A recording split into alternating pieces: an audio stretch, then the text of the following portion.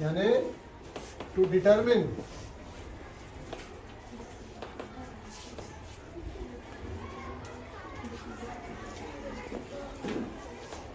relative density of a body या substance। हमने क्या कहा था? relative density क्या था? हमने कहा था density of substance upon density of water। मतलब वस्तु का द्रव्यमान, वस्तु का घनत्व, वस्तु का बटे पानी का घनत्व। अब आपने जब डेंसिटी क्या होती है? डेंसिटी क्या होती है? मास अपॉन वॉल्यूम होता है ना। तो मास कैसे निकलेगा? Density into volume. ठीक है, मास कैसे निकलेगा? Density into volume. हो गया ना? यानी द्रव्यमान क्या होगा? घनत्व इनटू आयतन। अगर मैं यहां पर कुछ आयतन ले लूं और वही आयतन क्या करूं? नीचे भी मल्टीप्लाई कर दूं, तो ऊपर क्या हो जाएगा? Mass of any volume of substance. कुछ भी लिख दिया ना मैंने, एनी वॉल्यूम ऑफ सब्सटेंस। नीचे क्या होगा? मास ऑफ वाटर, लेकिन कितना? उतना ही volume. Mass of same volume of water. हमने सिर्फ केवल क्या ऊपर नीचे भी से मल्टीप्लाई किया। क्लियर? इसका मतलब क्या हुआ? किसी आयतन के वस्तु का द्रव्यमान बटे, ये इंग्लिश में चल रहा है, ये हिंदी में चल रहा है। ये इंग्लिश में है, ये हिंदी में है, राइट? तो किसी आयतन के वस्तु का द्रव्यमान बटा समान आयतन के पानी का द्रव्यमान। बोलिए, हाँ बोलिए। इसको बंद कर दो बेटा। क्या होती है? Density of substance upon density of water, यानी वस्तु का घनत्व बटे पानी का घनत्व। सबने लिख लिया ना ये? बस। उसके बाद इसको हमने कहा कि अगर हम कुछ आयतन से मल्टीप्लाई कर दें, सपोज v, तो नीचे भी करना पड़ेगा, तभी तो कोई अंतर नहीं आएगा। करते हैं ना हम लोग ऐसे कि 2 से काट दो, 2 से ऊपर भी काट दो, बराबर हो जाएगा। या 2 से ऊपर मल्टीप्लाई कर दो, नीचे भी 2 से मल्टीप्लाई कर दो, कोई अंतर नहीं आएगा। ऐसे करते हैं ना। तो इसके बाद तो उतने से हमने यहाँ भी आयतन से मल्टीप्लाई कर दिया। तो अब नीचे क्या हो गया? जब हम घनत्व की बात करते हैं तो घनत्व में क्या होता है? द्रव्यमान बटे आयतन, यानी मास अपॉन वॉल्यूम। ये डेंसिटी, ये डेंसिटी इसको बोलते हैं रो। ठीक है, ठीक है। और यहाँ हो गया मास की वैल्यू क्या हो जाएगी? Rho into density. तो हमने क्या कर दिया? मल्टीप्लाई कर दिया। तो जब इस डेंसिटी को v से मल्टीप्लाई कर दिया आयतन से, तो क्या मिल जाएगा? द्रव्यमान मिल जाएगा। तो किसी आयतन के वस्तु का द्रव्यमान, कुछ भी आयतन ले लिया हमने, v ले लिया। तो यहाँ पर क्या? Mass of any volume of substance divided by क्या? उतने ही वॉल्यूम का होना चाहिए नीचे भी। तो मास of same volume of water, यानी किसी आयतन के वस्तु का द्रव्यमान बटे समान आयतन के पानी का द्रव्यमान। ये निकाल देंगे हम। अब ये जो समान आयतन का द्रव्यमान था, अभी आपने देखा जितना पानी हटाता है वो क्या करता है, उत्प्लावन बल लगाता है। तो यानी क्या हो गया, ये क्या हो गया, weight of any volume of substance divided by weight of, कितना वॉल्यूम हटाएगा वो, जितना अगर डूबेगा, तो वेट ऑफ वाटर डिस्प्लेस,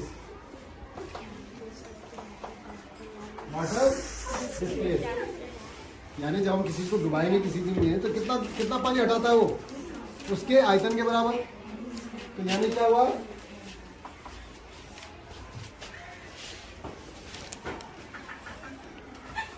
वस्तु का भार डिवाइडेड बाय, किसे करना है, समान आयतन के पानी का भार, भार करिए। तो कैसे होगा, समान आयतन कौन होगा, इतना डिस्प्लेस करेगा, तो विस्थापित पानी का भार। नहीं कोई बात नहीं।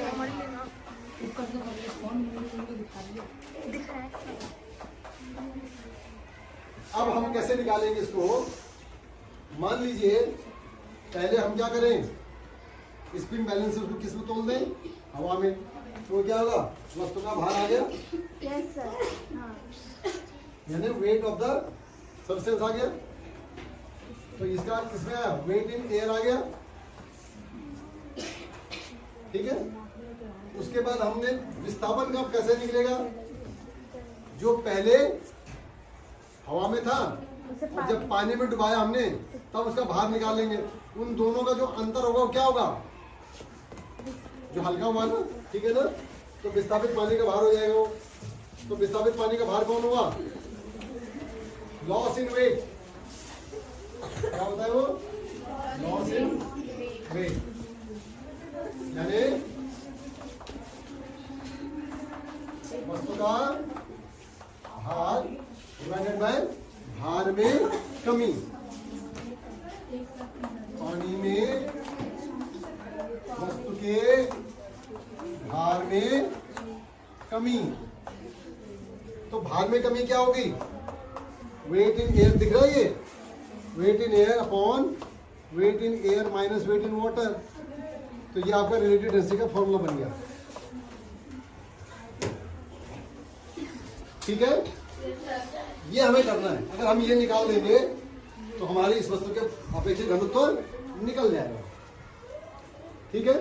तो सबसे पहले हम क्या करेंगे, वस्तु को क्या करेंगे, स्पिन बैलेंस से हवा में लटकाएंगे और उसको निकाल लेंगे कितनी रीडिंग आई।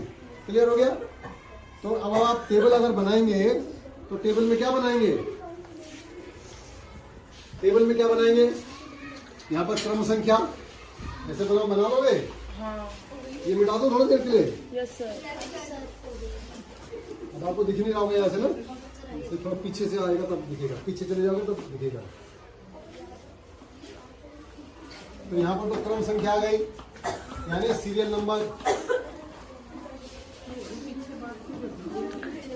ये Sanjay weight in air upon loss in weight in water, ठीक है। और फॉर्मूला फाइनल ये हो गया। अब मुझे क्या चाहिए, तीन चीजें चाहिए।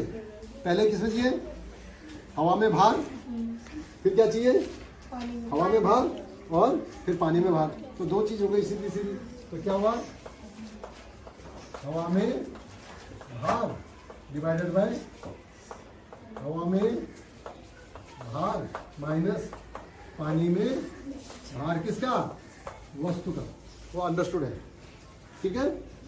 तो यहां पर क्या करेंगे, वस्तु का हवा में भार यानी वेट इन एयर, ठीक है, ये ग्राम में रहेगा। यहां पर फिर क्या आएगा, वस्तु का पानी में भार यानी वेट इन वाटर, और यहां पर आएगी रिलेटिव डेंसिटी। रिलेटिव डेंसिटी क्या आएगी, ये फॉर्मूला लगा देना है, WA upon WA minus WW।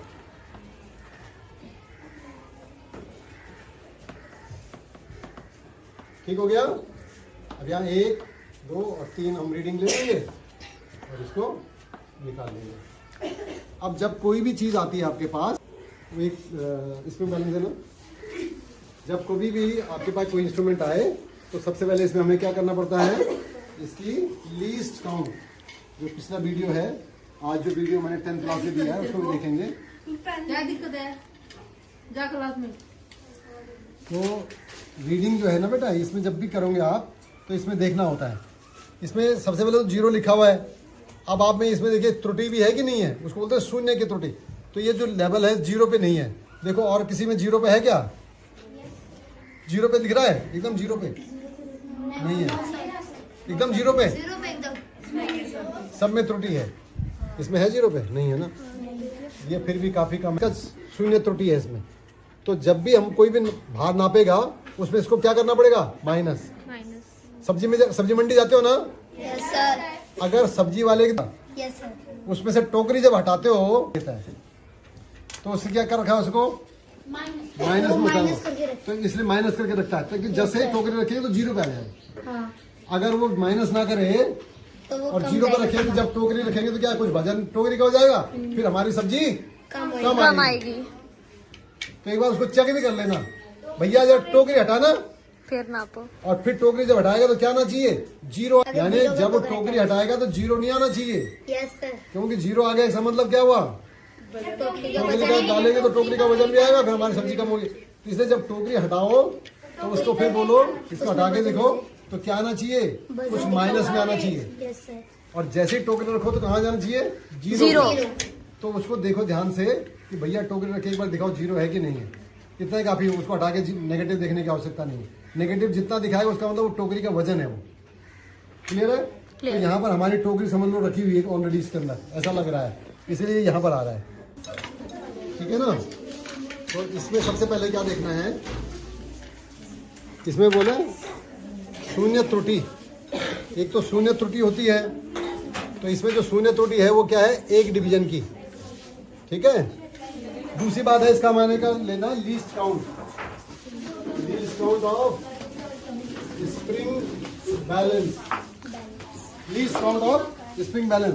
Least count कैसे है, इसमें देखो ध्यान से, 0 और उसके बाद कौन सा नंबर लिखा हुआ है, आप पढ़ के बताओ। 0 के बाद कौन सा नंबर लिखा हुआ है इधर, ग्राम में कितना लिखा है 10। बेटा? नहीं, पढ़ना नहीं आता आपको। 5 नहीं है, ध्यान से देखो, उसे और नीचे जाके देखो। 5। नहीं, इधर नहीं, इधर। अच्छा, ये तो मैं 50। 50। तो 0 के बाद सीधे क्या है, 50 ग्राम। 50 फिर 100 है। 50 से फिर 100 है। तो 0 और 50 के बाद कितने डिवीजन है, 0 और 50 क्या, 4 यानी कि 40। 5। 50 तक गिनोगे ना, 1 2 3 4 5। तो एक डिवीजन कितने का हुआ, 10 का। इसका मतलब जो शून्य त्रुटि है इसकी लीस्ट काउंट हो गई 10 ग्राम। ठीक है, क्या चल रहा बातें समझाई। Yes, ये कम से कम कितना नाप सकता है, 10 ग्राम नाप सकता है, उससे कम नहीं नाप सकता। और जो भी ये नापेगा उसमें से हमें क्या करना पड़ेगा, टोकरी वाला बात। ठीक है, क्लियर। Yes sir. अगर सब्जी वाला टोकरी हटाने पे 0 दिखा रहा है, तो जब भी सब्जी होगी टोकरी का वजन देख लो, और जितनी सब्जी है उसमें से टोकरी का वजन माइनस करो तो हमारी सब्जी की निकल जाएगी। तो वही हम इसमें करेंगे। तो इसका वजन तो दूसरा नहीं है, लोहे वाला नहीं है। तो कितना आ रहा है ये इधर देखो,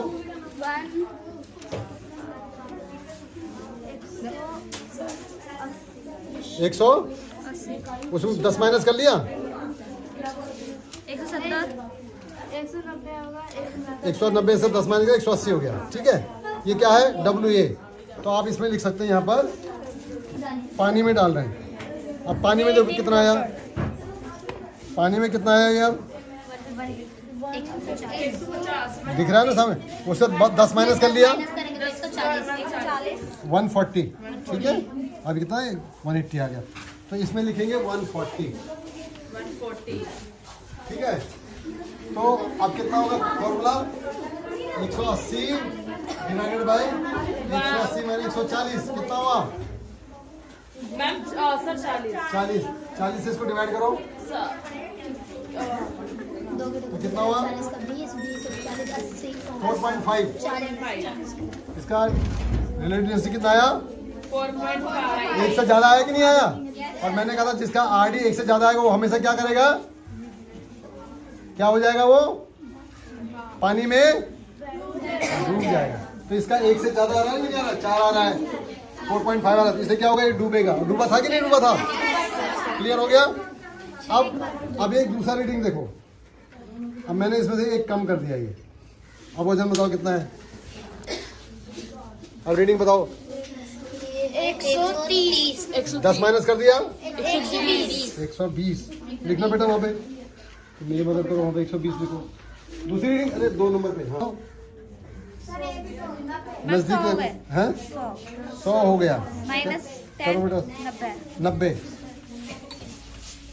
अब यहाँ करो बेटा, कितना हुआ ये, 120 माइनस 90 कितना हुआ? अरे इतना बड़ा बड़ा लिखोगे तो आएगा नहीं ना, तो सीधे माइनस करके लिख लो।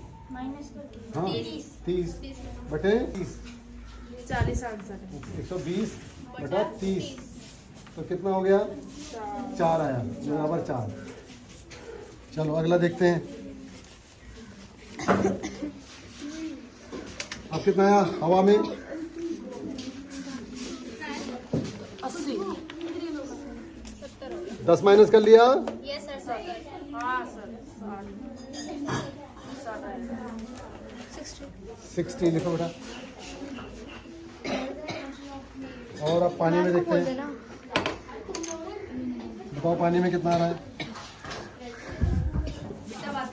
मैम 260 माइनस 1050 50 देखो 50, तो कितना हुआ ये, 60 10 नहीं पहले 60 लिखो ऊपर, डिवाइडेड बाय 10, कितना आया ये, 6। ठीक है, तो ये गलती क्यों होगी, हो सकता है हमारा जो लीस्ट काउंट है ना वो 10 का है, तो थोड़ा बहुत ऊपर नीचे वाला जो होगा उसको आप अंदाजा निकाल रहे हो, इसलिए ये थोड़ा सा हमारा ऐसे निकलेगा। अगर लीस्ट काउंट थोड़ा और कम होती तो हमारा क्या हो जाता, और एक्यूरेट आता। अभी एक बार आ रहा हमारा 4.5, एक बार हमारा 4, एक बार आ रहा 6, इन तीनों का क्या करना है, मीन लेना। लिखो यहाँ मीन डेंसिटी या मीन, मीन बराबर क्या करो, तीनों को जोड़ो, 4.5 लिखो, 4.5 प्लस 6 डिवाइडेड बाय 3 कितना हुआ, 14.5 डिवाइडेड बाय 3। अब कितना हुआ, डिवाइड करो बेटा, थोड़ा सा साइड में करो, मैम कैसे दिखाती है आपको करके, देखो यहाँ पे 3 की टेबल आती है ना, कितनी बार आएगा, 14 को डिवाइड करना है,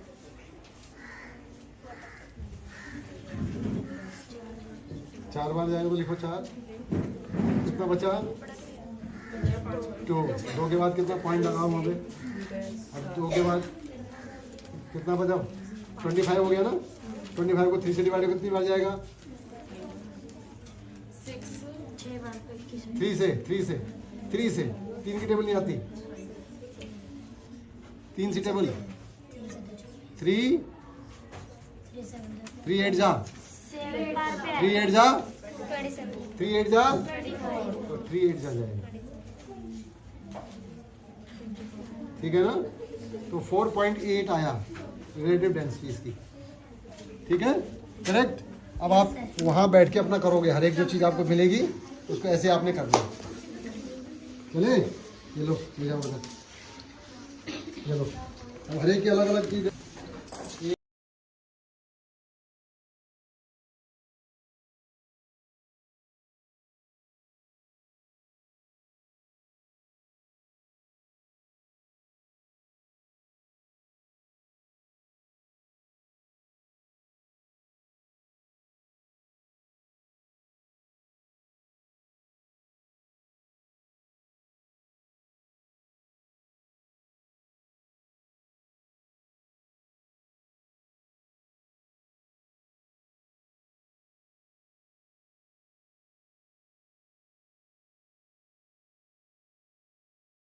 अभी तक अगर आपने जो है वो चैनल को सब्सक्राइब नहीं किया है तो आप इसको सब्सक्राइब जरूर कर लें, ताकि आपको हर एक वीडियो जो है ऑटोमेटिकली आपको मिलते रहेंगे।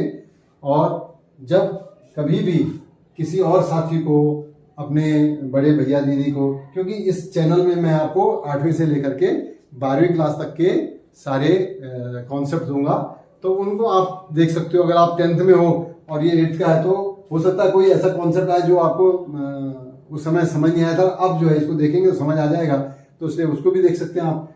छोटी क्लास का भी देख सकते हैं, बड़ी क्लास को भी आप देखना चाहते हैं, अगर आपका इंटरेस्ट ज़्यादा है तो आप थोड़ा हायर वाली क्लास को भी देख सकते हैं। तो ये सब तभी पॉसिबल है जब आप सब्सक्राइब कर लेंगे चैनल को, और जब कभी भी दूसरे लोगों को भी जरूर हेल्प करें, उनको भी आप इनको शेयर कर दें ताकि उनका भी भला हो।